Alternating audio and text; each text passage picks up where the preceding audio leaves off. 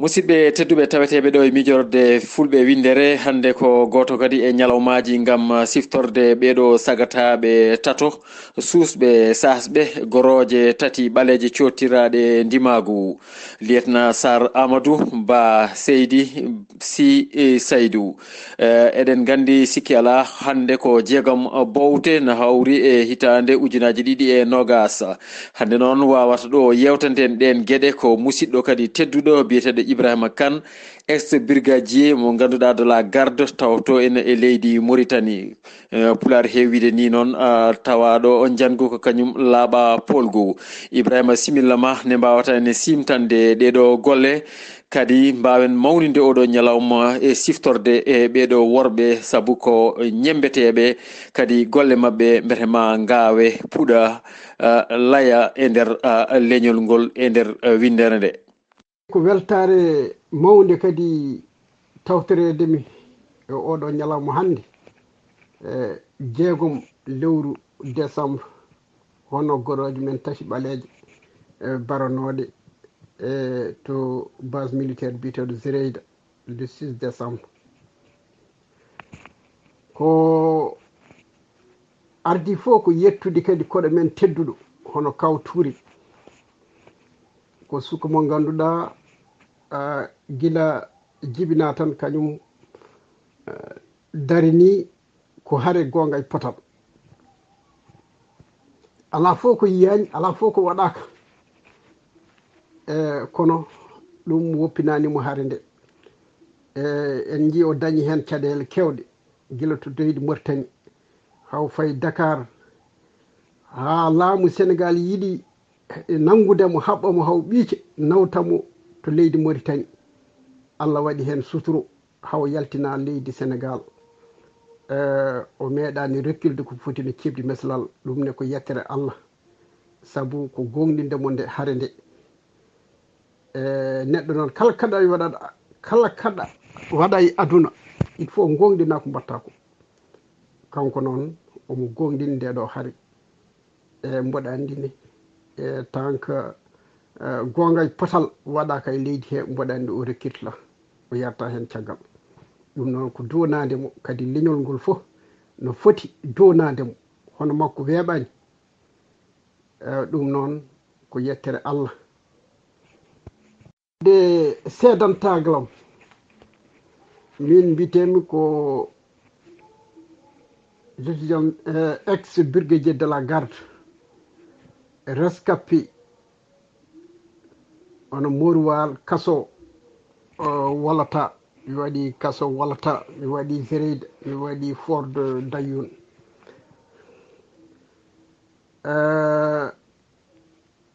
min jeeyami koye nangonoɓe le 22 octobre 1987 min Yarhamou Ba Seydi e Si Saydou e Sar Amadou ɓeɗo ko minen nanguida ñalawma goto état major ko minen nawda ñalawma jamma goto edde 1 heure jamma min itta état major min nawa base militaire no Zireyda no woni à 35 km de Nouakchott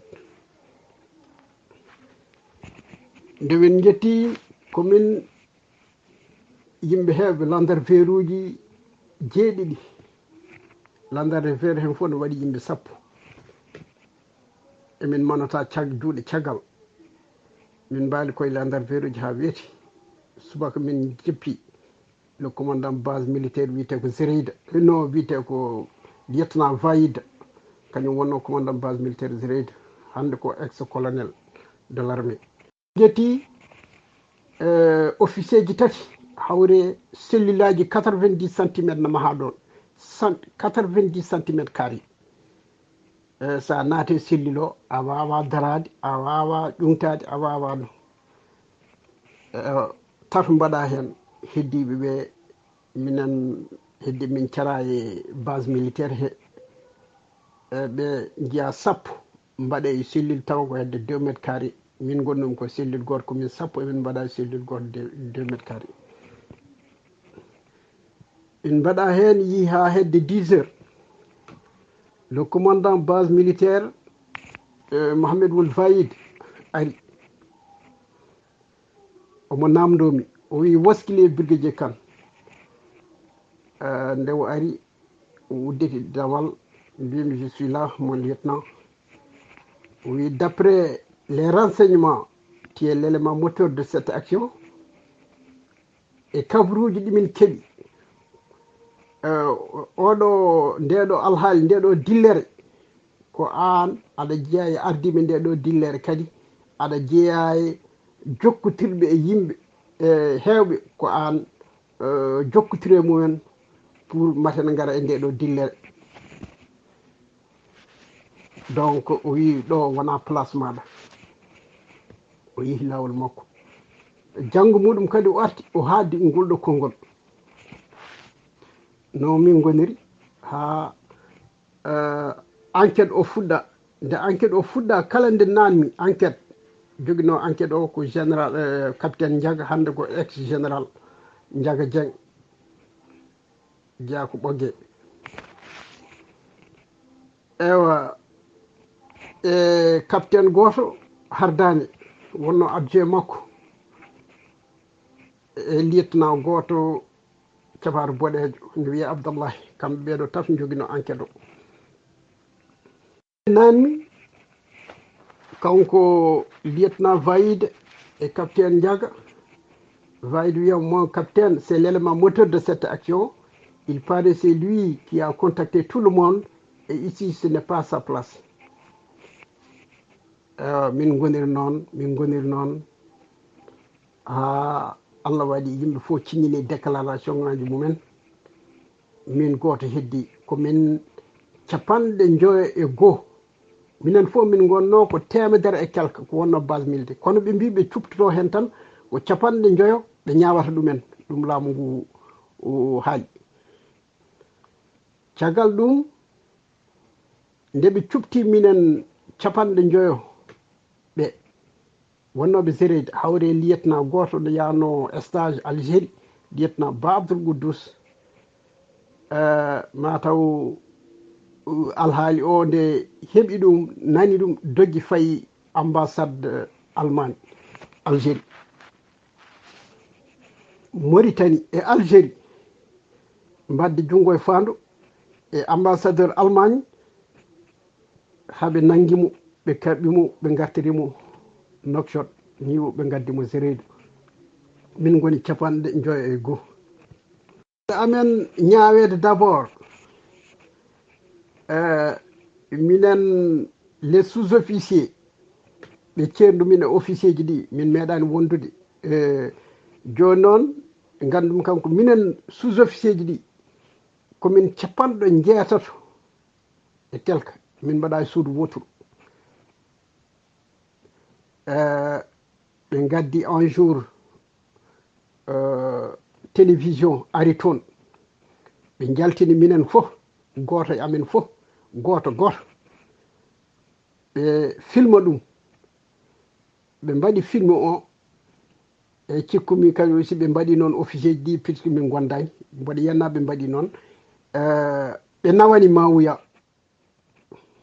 Mawuya yetto minen nangunoɓe ɓe fof goto fof Mawuya daari ɗum eɓe gandi holto jeeya, holto ummi, holde naati l'armée, hol service aji woni, hol ko neɗɗo jaɓannoɗo tan safalɓe ne manipule ɗumen walla oɗo jaɓatano fenade. Donc eɓe gandi fof.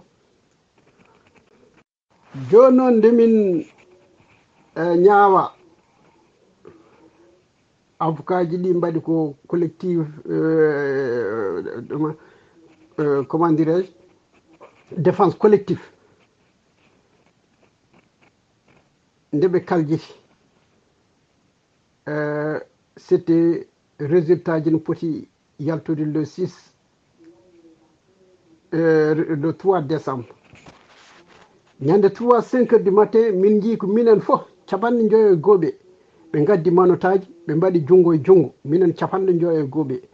fof ɓe nani min e salle ɓe gaddi un peloton militaire uji jogui kalachnikov kuccite amen enen goni hakkude amen e avocat ji. Ha 8 heures Cheikh Wulboyde colonel Cheikh Wulboyde ari wi la cour recommence lieutenant Basseydi, lieutenant Sissaydou, lieutenant Sar Amadou condamné à mort. Lieutenant Tan Doubi Nogas, lieutenant Tan, sergent Tan Doubi kaddi gurda mumen tel duuɓi sappo min jeynomi koye ñawaɓe duuɓi sappo e amende 300 000 e auto groupe ñawa ko duuɓi 5 donc ko groupe aji 5 ɓe mbaɗi min. Premier groupe condamné à mort les 3 officiers waraɓe le 6 décembre oɗon ñalawma hannde. Deuxième groupe à perpétuité soke kaddi gurdam mumen. Troisième groupe duuɓi nogas. Quatrième groupe duuɓi sappo ko hen jeynomi. Cinquième groupe duuɓi 5. o yalti o yihi lawol makko avocat ji gone woyde minen fof min gone woyde puisque ɓeɗo ñawaɓe ñaaw wargo so tawi ñaafaka e nder balɗe 3 koɓe warate avocat ji ɗi fof ndiri ngari mbi ko est ce que namdiɓe so tawi jahatto mawuya namdoɓe mate mawuya na yaafoɓe ɓe mbi hay avocat goto ɓe nulani yo yaa to mawuya kala jattoon ɓe jellaki ɓe jaafaki so tawi mawuya weli ɗum ko wardeɓe yo warɓe eɓe gandi so wari ɓene ɗum réglata probléme Moritani. Ni woni min ceerda kamɓe ɓe duttina ɓe nawa cellule aji 90 centimétre carré ɓe mbaɗa hen min goni ɗon ha le 5 kikiɗe minen suudu ɗo min cohnoɗo min ji 11-13 génie militaire addi potoji 3 nde min ji potoji 3 ɗe ɗon min gandi kam koɓe warteɓe hankkadi ni ɗon suko goto wiye Sow Amasadio wina yalta n taroyo puisque kala goto amen sona yalta ko petilaji pawete e muɗum nani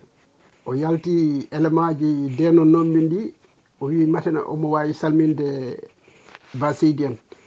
on wi way omo wawi salde o salminiɓe wonko haalde e mabɓe wonkoɓe kalane Amasadio nde o arti o haalani min ɗum min nene mbi mboɗo yalta mboɗo yaha toon mbami no taroy toon ni mbi mboɗo taro yo garmi ha ɗon mbimi wajiɓe est ce que mboɗo wawi salminde ɓe ɓe mbiya ha garmi yiɗimi hawrude koye Baseydi lieutenant Baseydi yarhawmo o wimi kan pour nous c'est fini minen ko amen gasi min ñaagui on continue haare e kadi commerçant goto ne rewannomi ujunnaje 6 e nana woni sara galle amen ɗo mbiya avocat amo walla mbaɗa feere jiiya wayide wiya avocat amo yo tinno yaha to mawnam haalan ɗumen yo job commerçant o kalis muɗum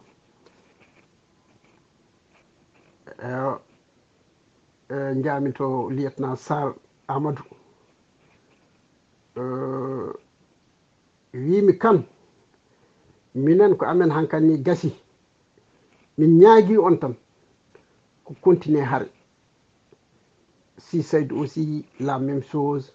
balɗe 3 eɓe ñaldi korka sa yi guese mabɓe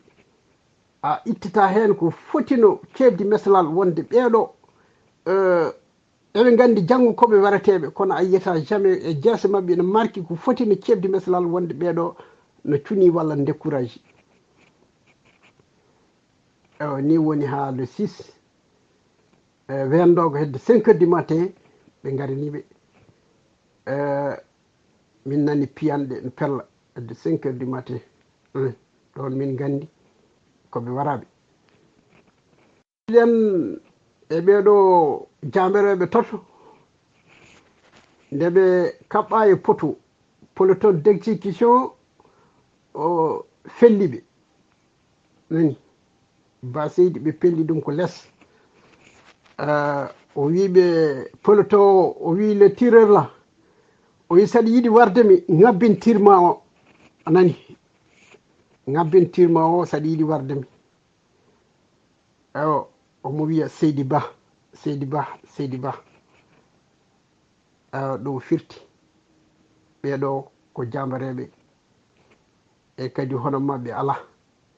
e kadi mboɗa andi ɓeɗo worɓe tato jambareɓe sinno eɓe gurno hande wallahi capato yawata ko pullu walla ɓalejo fof no fotiri e nder Moritani ala ko haali jokkude ndeɗo bonande ɓe mbaɗata ha o ñalawma hande mo jaraten fitti tan ɓeɗo hono mabɓe wonde jamaro min de mi yiyani e kadi ɓeɗo leñol ngol fotani yejjiddeɓe caggal nde ɓe mbara minen e yimɓe flam ɓe nangi min ɓe nawi min ɓe mbaddi min e camion goto minen fof ɓe parni min wolata ɓe mbaɗi min toon e ceenuji ɓe ñamminta min ɓe jarnata min ha tatoy amen hono jiggo Tafsiru Yarhamu l'ex ministre maayi ko wolata lieutenant Ba Abdoul Quddus maayi ko wolata maayde koye ceenuji ma maayde min kadi ceenuji l'adjudant chef Ba Alassane Oumar de la gendarmerie ko kañum idi maayde le 26 août caggal ɗum Teen Youssouf Gueye maayi ko neema kono ɓeya tato lieutenant Ba Abdoul Quddus l'ex ministre Jiggo Tafsiru e l'adjudant chef Ba Alassane Oumar minen ubbiri ɗumen juuɗe amen sara wolata ɗo Guénale nan ɗon à peu près 400 mètres de forde wolata ko minen lootiɓe ko minen kasniɓe ko minen ubbiɓe ɓeɗon tata Teen Youssouf Gueye noon maayi ko neema on kam ubboy ɗum min nani ko gardeɓe tan laamu ngu jaɓani ni hay koreji walla bandiraɓe jaa ubboye ɗum ɓe mbaɗi tan ko gardeɓe chef jeehi ubboye ɗum ɓe ga kam ko minen pewni ɗumen minen ubbo sedantagalam e ɓeɗo mboɗa andi ɗumen kadi ko holno gandirmi Ba Seydi en Ba Seydi en e Sar Amadou e Si Saydou holno gandirmiɓe ko 86 wono yimɓe flam kaw Touré en ɓeɗo nde arrêta minen min goni koye larme emin mbadda batuji secrète emin cuuɗo batuji emin mbadda les civil yo manifeste yo jalti beddaji e caggal ɗum wone mabɓe nanggama wone mabɓe police ne jiilo ɗumen minen militaire uji komin groupe de yimɓe joyo 3 sous-officiers et 2 caporaux min mofti wone mabɓe ko minen tan gandi holto goni ina jiile police ne jiilo ɗumen jamma e ñalawma lebbi tati emin mofti ɗumen nokshot hay goto anda to goni sona minen ɓeɗo joyo caggal ɗum min mbaɗi feere hamin dawi autoji larme min mbaɗiɓe hen haɓe taccoyi ɓe jeehi caggal ɗum min jotti noon minen ɓeɗo joyo Touré Zakaria Yarhamu yimɓe fof jii darde muɗum kaw Touré on andi Touré Zakaria très bien ko gorko jambaro wara koye haare wi ko kañum tankano wuuri Moritani change ani ndeɗo fenade iwani koko haɓete wondaka ɓiɗɗo wondaka joom suudu kañum ko ɗum tan hinni finalement heddi koye haare taw eɓe taccuno ndeɓe taccanno nde hay militaire goto hay garde goto hay policier goto waltano e dande maayo donc fitti ñande o warete ko militaire officier goto caparu boɗeɗe ɓurɗo wonde criminel wari ɓaleɓe kew fulɓe hewɓe wari ñande hen ɓe tanni ɗum embuscade ñande hen ɓe mbaɗi capato lieutenant capato kanko ne ñande hen ko ñande hen o moy oɗo Touré Zakaria yo Allah yomumo yaafomo gorko jambaɗo ko neɗɗo mo yimɓe potani yejjide inde muɗum caggal ɗum nde min nandiri min mbi joni enen cadre uji men ɓaleɓe fulɓe fof naggama nana coka min mbi ɗum ɗo noon fayi koye meɗen ɗum noon hol peeje mbatten min miiji min mbi joni won peeje min ƴeftuno caggal ɗum min ƴefti peeje ɗiɗi plan A et plan B plan A o min goppi plan B o min mbi joni haade wonti ko noon jehen jokkotiren e officier ji meɗen mawɓe wonnoɓe laamu comme Soumare Silmani en comme capitaine Diobi Jibril en jiyen ɗumen kalnenɓe ndeɗo boomare faande leñol ngol holno foti dartiniren ƴeewen kamɓene holko miiji hen hol conseil moɓe dokkat hen hol waajujuji ɓe dokkat en ni woni min nandiri Touré Zakaria yarhamu e caporal goto mi wiya Diakou Ceerno e min minen tato min jeehi to galle Diob Jibril nden omo hoɗi kala gandu noctol lycée arabe o less sukkujimo ko ɗon honno min tawi no kikidi ko alkamisa wonno ñande hen min gari o besmi min salo makko min présenti o wi Touré de mboɗo andi ɗum nde woni commandant 6e région militaire Touré ko toon wonno kamɓe gondi ɗon c'était un sergent de transmetteur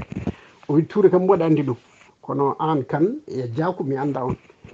min mbi eyi anda min o wi kono ɗum fof e wadde noon min mi meeɗani yiide des jeunes comme vous sukaɓe tolniɓe tolno moɗon goƴa leñol ngol no woƴi ɗumen ha kono gara ina déplace o no gara ina goytanoɓe goƴa leñol ngol ina jiilo peeje ɗum noon ɗum fof e wadde noon mi anda on kono mi joguima e moɗon hoolare e kadi mi yiyani sukaɓe waɓe no maɗumi ni woni o wi noon ma woɓɓe mbaddumi on johonto mumen joddoɗon mumen minen min ganda ko ɓe waddata min ɓe min ganda o haalnani min ɓe waddata min o wi tan mo woɗɓe o waddi min ndeke ko lieutenant Sarr e Basidi e Si Saydou o haalani ɓen o wi kaari e kaari ma gartu moɗon ma joddo e moɗon ni woni o wi min noon tel alkamisa jeehe toon kikide galle Sarr woni ko sifani min tel 6e son jeehi toon mi haalniɓe haala moɗon ma on tawɓe to i woni min e Touré e Diakou Ceerno min jeehi toon galle lieutenant Sarr yarhamu min tawi ɗon ko Basidi min tawi ɗon ko Si Saydou min tawi ɗon ko Sarr Amadou lieutenant Sarr min tawi ɗon ko lieutenant Kane Mamadou e lieutenant min calmitiremaɓe ha Sali Diofi ɓe min e kalani min ko Diob Jibril haalniɓe haala amen minen min kalniɓe min jewtide e mabɓe ñande hen ɓe kalni ɗon haaluji tiɗɗi goto e mabɓe fof haali ɗon haaluji tiɗɗi modi teski lieutenant Sarr ñande hen wi min de komi basɗo ɓi basɗo kono ɗum ɗo ndeɗo haare mi ɗaminaki hen mbuuɗu mi ɗaminaki hen poste min ko leñol ngol tan yo heeb haqqe muɗum yo leñol ngol ndeɗo fenade yo iw ha gonga e potal waɗe e nder leydi he goto mabɓe fof haali hen haaluji tiɗi Basidi Si Saydou kamɓe fof ɓe mbi noon an Touré Zakaria an Diakou Ceerno onon y a des représentants des officiers nanɗo onon hankkadi emin mbawi yaafade on réunion ji kono kan an minen au niveau de la garde min j'étais un sous-officier de la garde ɓe mbi corps garde no didrino officier ji wonnoɓe hen ɓaleɓe ndemin kalani ɗumen mbi ko cuusa nadde hen natani hen min donki dañde on officier ɓalejo au niveau de la au niveau du corps de la garde est ce que an aɗa wawi ƴeftude responsabilité corps de la garde keɓiti mbimi min mi ƴefti responsabilité corps de la garde ha yeeso Allah gurdam e mayde fof mboɗo fondi hen ni woni ɓe mbi donc alkamisa fof eɗen pottoɗo goto fof waɗa compte rendu ko ligguey ko nin woni j'étais le seul sous-officier tarteteɗoɗo réunion des officiers min prépari ha min décidi jamma mumen poti wadde réunion ɗomin mbaɗiro kadi goto fof rokke mission muɗum nandir alarba wonno ñande hen jamma min mbaɗi réunion ko adji galle adjudant chef goto wiye Diop Siley Mbagnadio ko génie militaire wonno hande nano France no huuɗi nden galle mum no huccete jardin ngaji gonɗi walla marsiyel guertoɗe mi anda ganduɗo nokkete fof ɗo min mbaɗi réunion goto fof rokka mission muɗum min nandiri à 2 heures jamma ñande alkamisa goto fof ya taw exécutif mission muɗum goto fof ko responsable mission mo halfina o yarhamu min e lieutenant Ba Seydi ndenduɗo mission ko nangude colonel Jibril Wuld Abdallahi nden kañum wonno ministére de l' intérieur e barde lawol Ross e patrouille 5e et 6e ko min e Ba Seydi kalfinono oɗo mission nde min kalcide Ba Seydi ñande hen déposé yemi e auto muɗum nden omo jogui 504 familial olo o déposé ha état major cammarier état major l'armée no Allah waɗata fulɓe ɓiɓɓe fulɓe janfi jiihi kaltoy ko kañum en kalti ko janfo woni ɗon janfo o kadi ko 2 officiers fulɓe ɓiɓɓe fulɓe ko kañum en jiihi janfi min kalno e laamu ngu ni woni e weeti subaka yimɓeɓe nangga min jeyama koye minen fof idi nanguede puisque hawre min mboɗo fonno yaade mission goto balɗe ɗiɗi ko avant nde nanguetemi mission goto mboɗo fonno yaade Tamseket nden Haydalla l'ex président Haydalla no soka Tamseket mboɗo fonno yaade to renoyde ɗum escadron ponnoɗe renoyde Haydalla pendant 6 mois ko min wonno commandant d' escadron calimi yaade nani ewa joni noon nde yimɓeɓe ñande aljuma garmi état major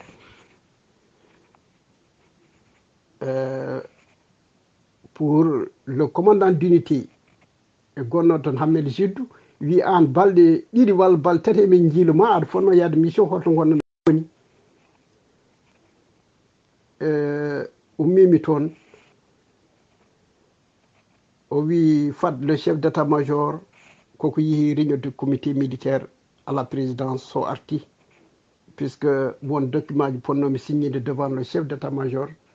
nden wonno ko colonel Ibrahim Wul Ali Ndiaye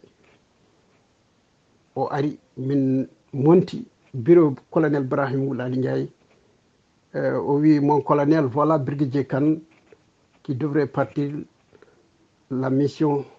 à Tamseket pour assurer la sécurité de l'ex-président Haydara. Oui, non, non, non, non. Il y a des bandits qui voulaient faire un coup d'État. Hawre omo jogi liste. O rokkimo liste o lieutenant wiyete Hammed Jiddou.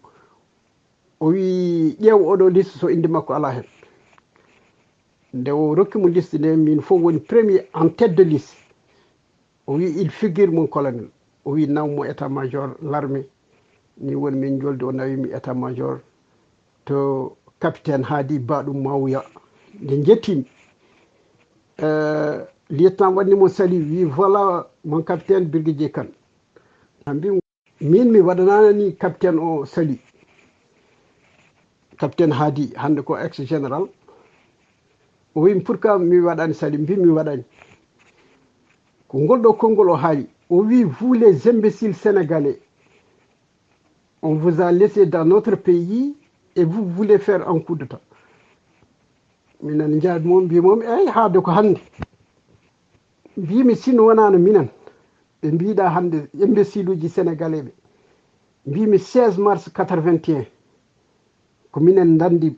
kawma oɗo hannde laamiɗo Moritani sino wonano minen hannde kawma laamatana ko Moritani hannde ana wonata ɗo capitaine addara aɗa ƴetto min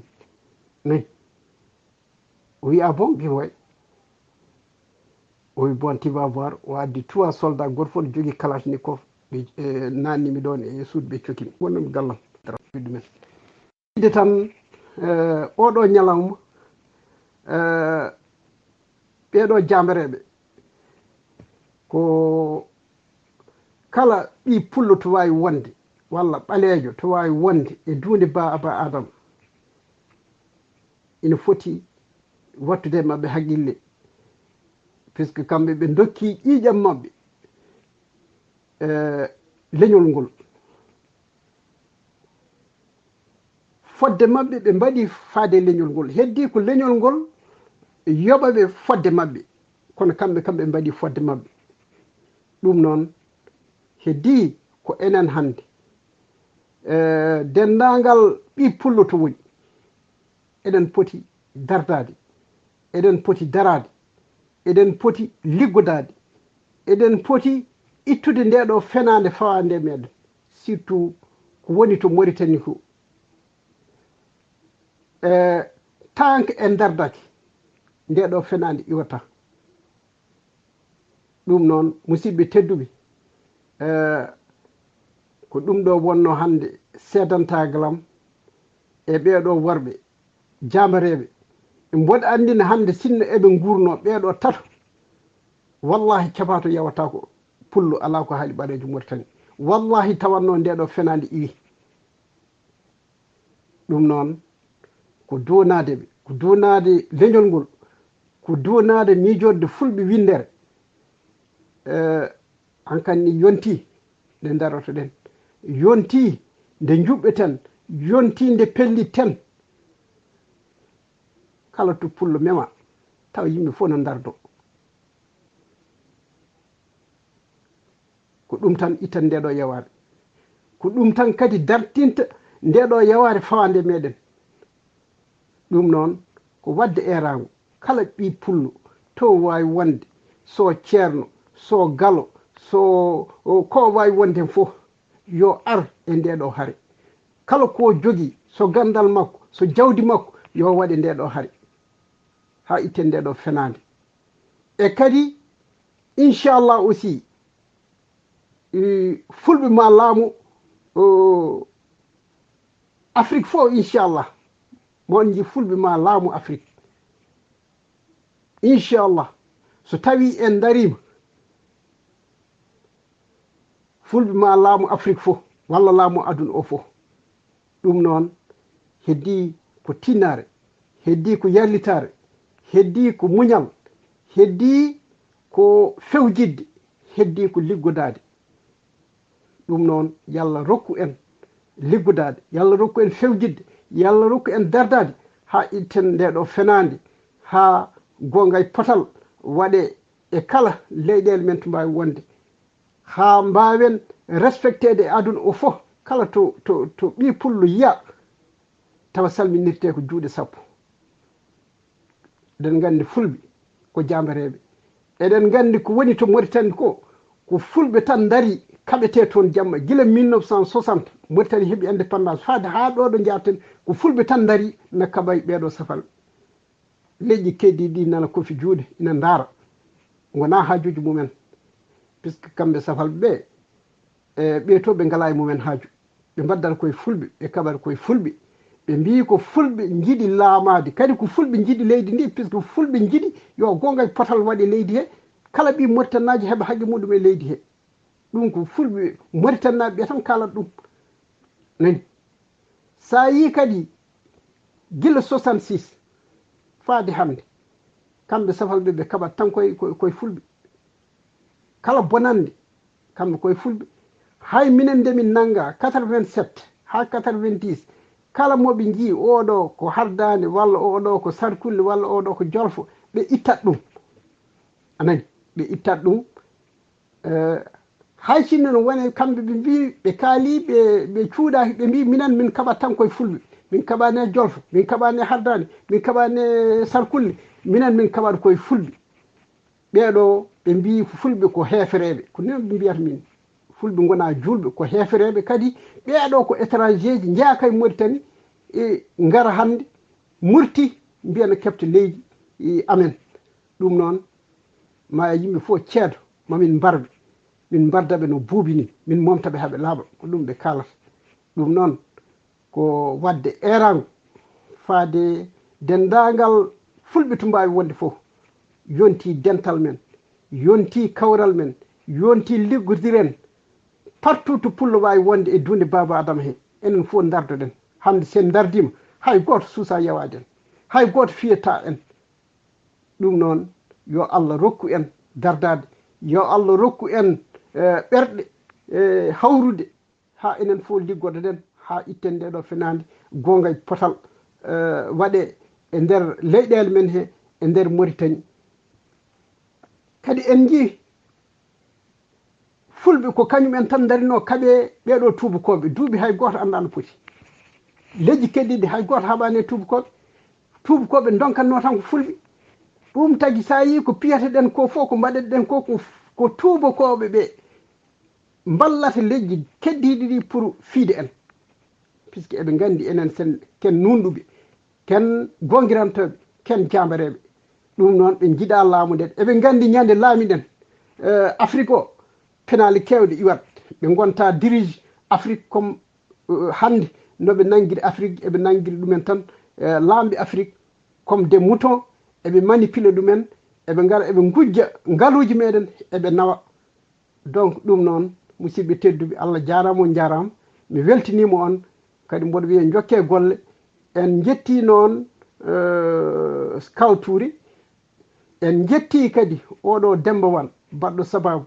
ha garme ngal ɗo dingiral en jetti kadi dendagal miijorde fulɓe windere yo Allah yoɓon moƴƴere yo Allah jurnu balɗe moɗon yo Allah moƴƴin battane moɗon yo Allah rokku on wune miijonoɗon leñol ngol ha leñol ngol fof dardo itte nde ɗo fenade ha kala jiiɗo pullo to wawi wonde ko wawa respectude pullo ko musidɗo moon guiɗo moɗon miño on mawni moɗon l'ex brigadier Kane Ibrahima Amadou jeeyaɗo to Luxembourg gorgol joɗiɗo hande e leydi Canada gila 2008 ha ɗo ɗo jaraten on jarama yo Allah yoɓon moƴƴere